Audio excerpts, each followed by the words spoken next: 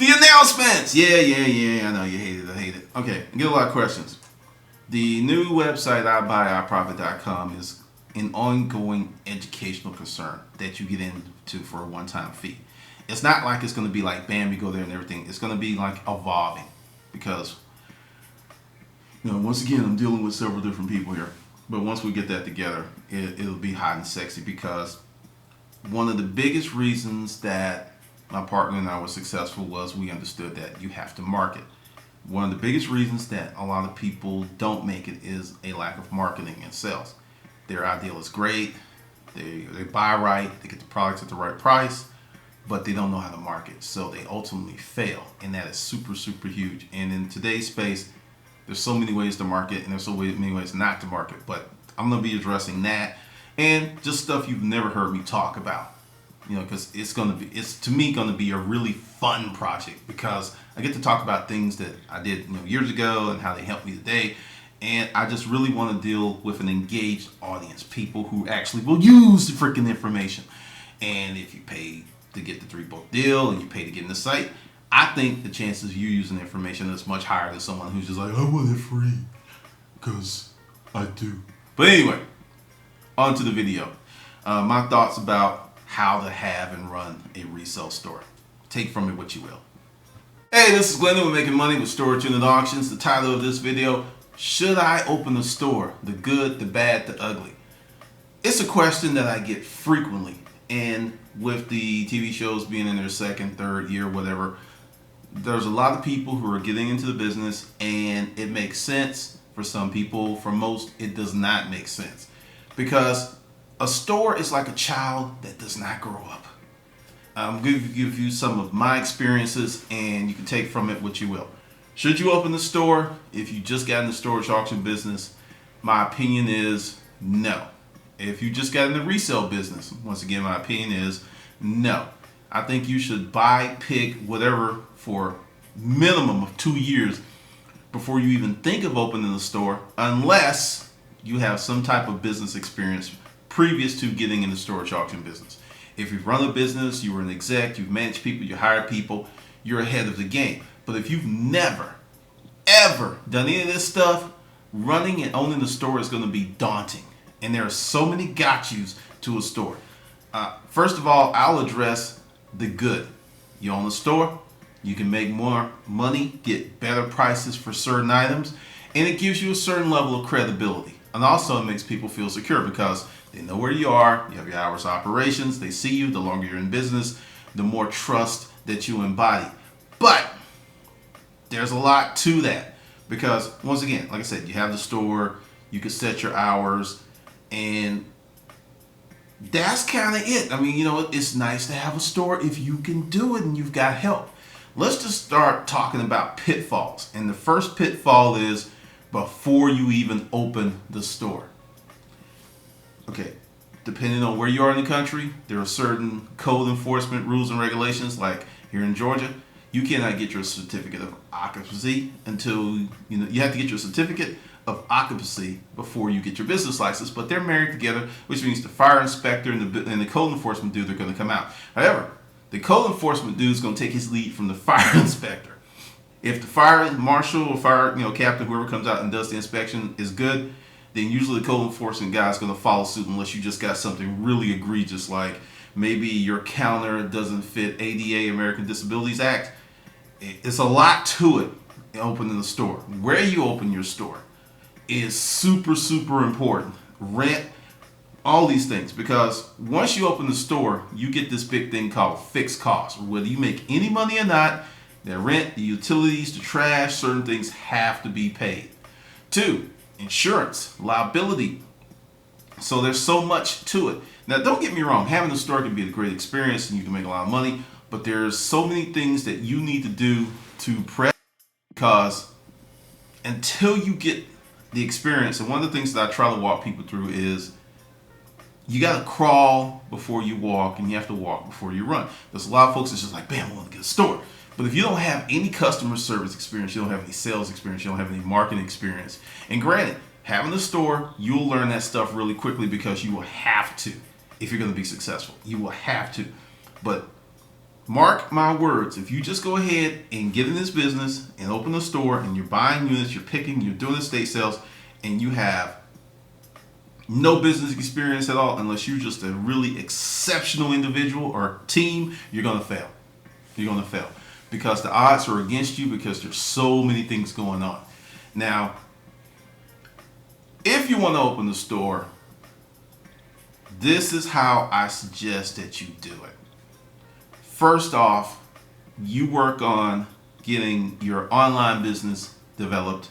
You work on getting all your friends, family, whoever you know, you work on building a customer base 2 to 3 years before you open up the store. Because sure, you'll get people who will just drive by and walk in, but there's another part of owning the store. Somebody has to run it, and I have learned it is better to hire friendly people that you have to train versus people who are trained and have a lot of experience who are not friendly.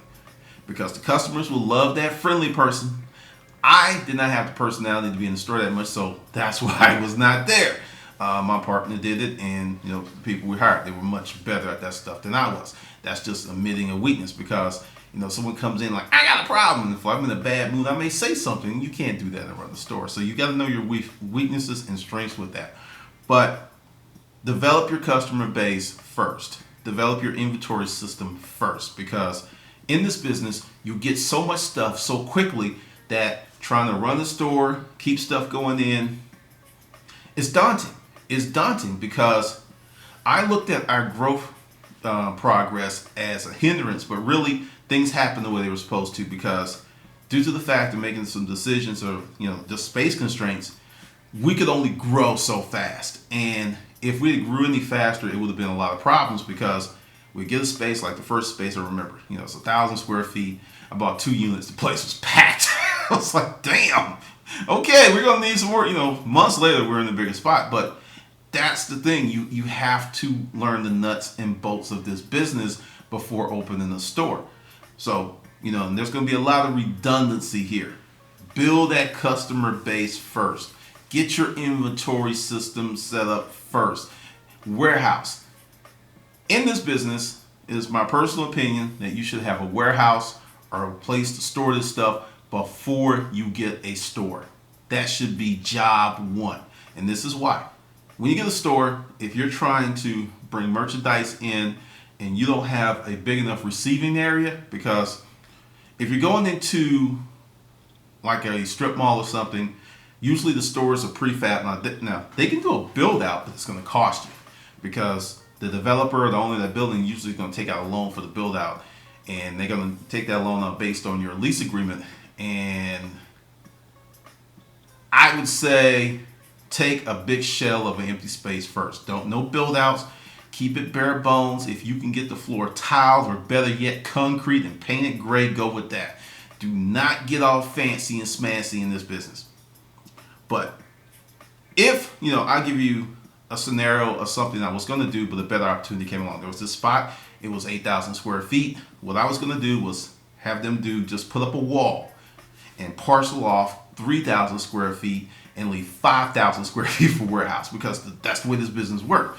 You need more warehouse space than you need selling space, because there's so many things you have to do. You have to sort, you have to look at stuff, you have to stock stuff. You need a place to store your stuff for your online. That works for me in this business. Now, for new stuff, it's a totally different animal, but for used stuff, you got to look at that, and you'll have some stuff you may have to repair. So if you got a retail spot of like, say, 4,000 square feet, minimum 2,000 square feet to bring stuff in and do stuff, because you don't want your customers to see it. And you also want to keep it where they can't get in the stuff, because that was a huge problem in the warehouse until we've been put up a gate, because they'll see all this stuff on the floor, but the stuff that's behind boxes, the stuff that's hidden, that's what they want to get into, because they want to be first. They want to put their little paws on this. Like, I want to be first. I've actually had people that saw the truck at the dock, and they was like, is it on the truck? I was like, oh yeah, it's full. If you need help, I'll help you unload it, so they can just see the stuff. That's the kind of business this is. So you want to have that firewall between your retail space and your warehouse space. Also, when you get a store, you need to have 6 months to 12 months operating costs in the bank already. because there are going to be so many got yous that will happen. One of the problems we ran into was with code enforcement, because I didn't know you couldn't put stuff outside, because when you fill up the parking lot and you put stuff up and people just start stopping. Next thing you know, you got 6-12 cars in the parking lot. People see people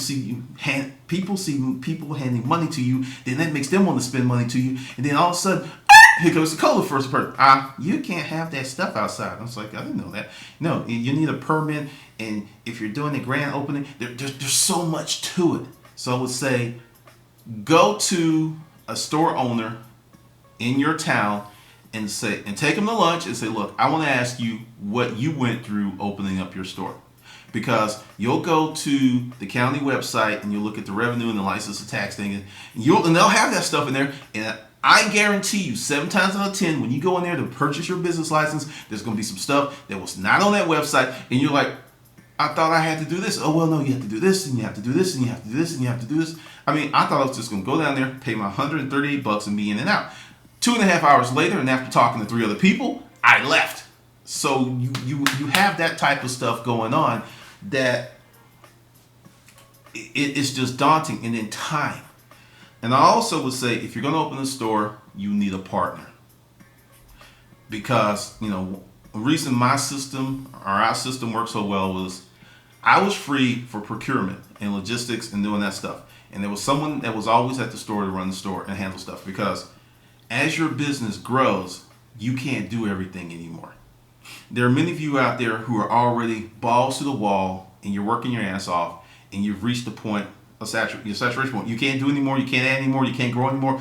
You need help. So with a store, you're going to need a partner, and you're going to have to hire somebody. I know it's like, ooh, I don't want employees. Because one of the benchmarks to a business that's growing is how fast you hire people. If you hire people and you are able to pay them, and it's just a necessary evil of owning that store, you're going to have to do it, because we went through several people, and that's retail, and get used to hiring and firing people. It's just going to happen. They're going to quit. They're not going to show up, because it's a low wage job, and people are not going to put a lot of investment. Well, most people are not going to put a huge investment in a low wage job. Just the reality of it. So you have to hire someone, and you have to have a team. And also, in the boot camp, and I should put, because people are saying, hey, how do you do closeouts? I never did the closeouts where you go to Walmart, whatever, and they get rid of stuff and you just buy in bulk. I never did that. I had too much inventory coming in from storage auctions and my other sources, so I never even looked at that, because I know you get it at a deal, and just going forward, if I didn't do it, I'm not going to speak on it. And I never did it. I know people who did it, and some people did really well, but that was never my thing. So if you want to do the closeout things, my suggestion to you is get on the phone, call up whatever organization that you want to get their stuff, and find out their process and go from there. Because to me, I didn't like it. I know people get fantastic deals, but it just wasn't my thing. It just wasn't my thing. But that may be something you want to look into when you open up your store. But back to the store paradigm. Also, with a store in this business, you don't want to open it like a traditional retail store, because watching an episode of Storage Wars, and I've heard Gerard and Brandy say, we need to get this stuff to fill our shelves. We need to get this stuff to fill our shelves. In my store, we didn't have a lot of shelves. We had some on the walls for books and stuff, because the basis of this business, you get so much stuff and you don't know what you're getting, that if you have shelves, mentally, you're going to lock yourself into buying certain stuff, whether it makes sense or not. I've seen people do it all the time. It's like, yeah, I need this from a store. I need this from a store. And the question is it profitable? Is it what your customer base wants? Is it going to, I would just watch this stuff happen over and over again. There was this one nice lady in the auction, very nice, really sweet, and her business it never grew the whole time I was out there. It just kind of reached a certain point and stayed there. And essentially, she had put in a whole bunch of roadblocks based on how she set up her store. So I'm saying, don't do that. Also, your big stuff is going to make you money. Your small stuff is going to make you money. If you own a store, you need to learn how to sell low-end to mid-market stuff. Because yes, the high-end stuff is beautiful and it's nice and it's sexy and it's wonderful, and you'll go out of business. You'll go out of business because that stuff moves like molasses on a cold winter day. You know, sometimes you'll have some nice stuff and then bam, they're coming in. Now, if the price is like really low, yeah, it'll move. But you essentially are giving away money when you do that. So you have to learn how to sell low end to mid-market stuff and learn how to sell it fast and well. That's why, you know, I'm always saying, I even did a video, it doesn't have to be exciting to make you money, because there's so many people who are, oh God, you know, I'm looking for the wow factor and all that other stuff, and that wow factor and all that other stuff is going to keep your ass poor. And you're going to be in bankruptcy court, because once again, there are 310 million people in the United States and probably 40 million Mexicans, and more than 70% of those people make less than 50 grand a year. So your biggest market in this country is low middle class, lower middle class, poor. Those are your biggest markets. So why are you going to set yourself up to cater to smaller markets when you don't have that type of expertise? Because sure, there are people who sell high-end stuff to rich people and they do very well, but they have experience with that. Also, I'm going to put in here how to sell high-end art and items. Like, you have a store and you're selling mid-market, low-end to mid-market stuff, then you go ahead and put this $8,000 painting in there. That sucker's probably going to stay on your wall forever, because a person who's going to spend that type of money on a piece of art is not buying just the art. They're buying the experience. They're buying, oh, it's in the art gallery, and they're buying a story to tell to their friends. It's like, yes, I got this at this art gallery. I got this at this auction. You know, there's a story they want to tell with that. Even though they're not aware of that story, that's what they want. And they're not going to buy from you at $8 grand. They may get it from you for $1,000. They may get it from you for $2,000. But if they know it's worth 8 or 10, they're not going to pay you that. But you take that same painting, go across town to a high-end art gallery, put it on the wall. It may sell fast, it may sell slow, you know, depending on their policy. They're going to take a hefty commission, 20-30%. And if they ask for 8 and they get, you know, 6, you do the math. You make way more money. And you're going to have to do that with a lot of the high-end stuff, because if you don't have a high-end establishment and you cater into high-end people or designers and stuff, it becomes very challenging, because a lot of designers will see that stuff in your warehouse or wherever, but since they know you don't know the game, they're going to try to get it for as low as possible, and that's the American way. Can't be mad at them. So if you don't know how to sell that stuff, you're going to take a loss. You're just going to take a loss.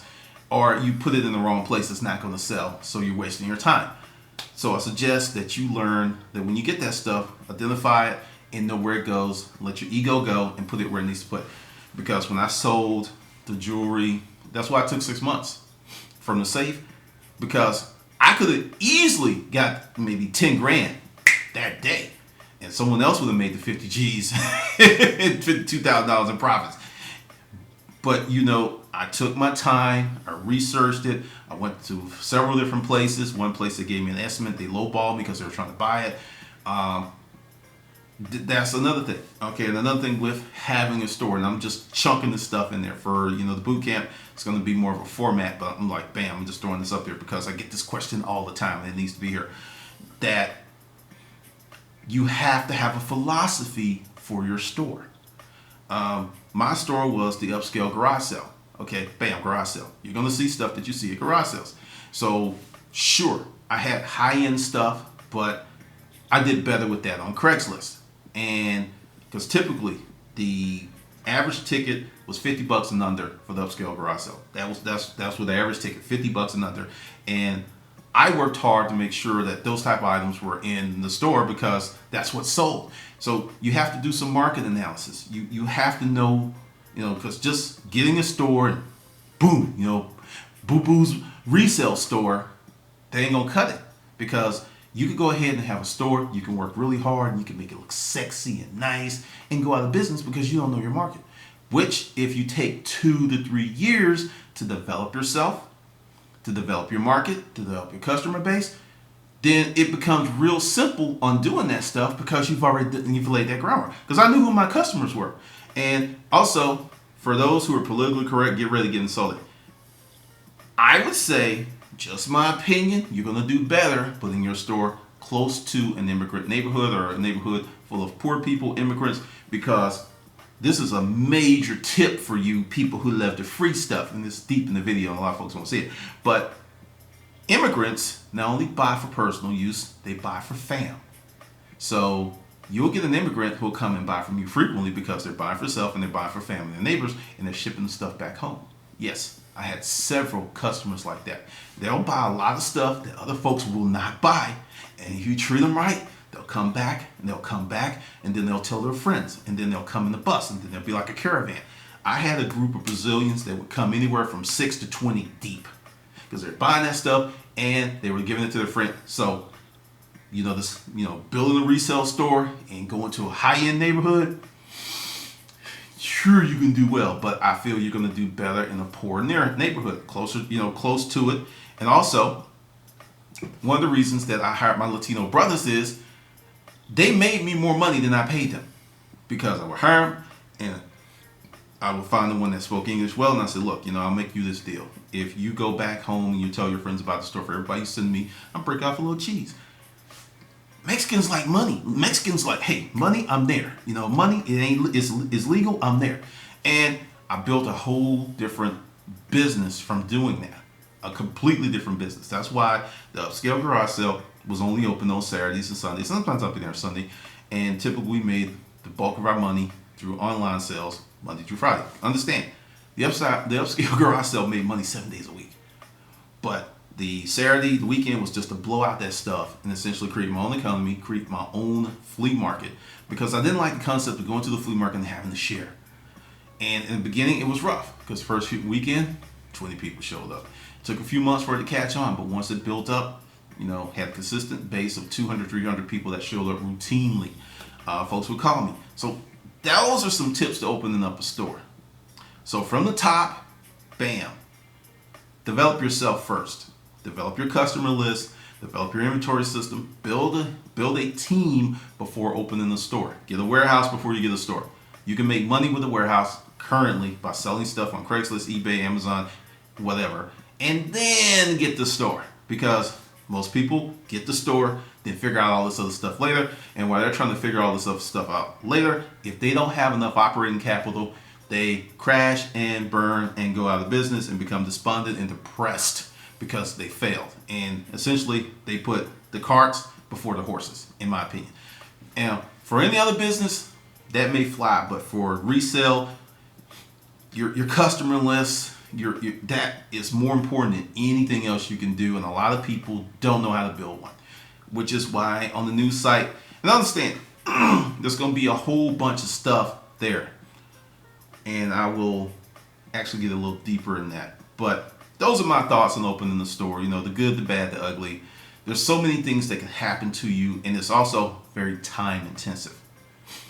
Very, very time intensive. I know people that were storage auction buyers, and whenever they were out at the auction, their store was closed. To me, that was highly inefficient, because they probably lost way more money than they could have made if they had to pay someone to be there. But once again, you have a store, you gotta learn how to market. Marketing is 70% of owning a store. 70%. Once again, I've seen people set up these beautiful stores, and it was all nice and sexy, and they were sitting there, where are the people? Where are the customers? There's no one coming in here. Where? Marketing, 70% of owning the store. Believe that. All right, this is Glendon. We're making money with storage and auctions.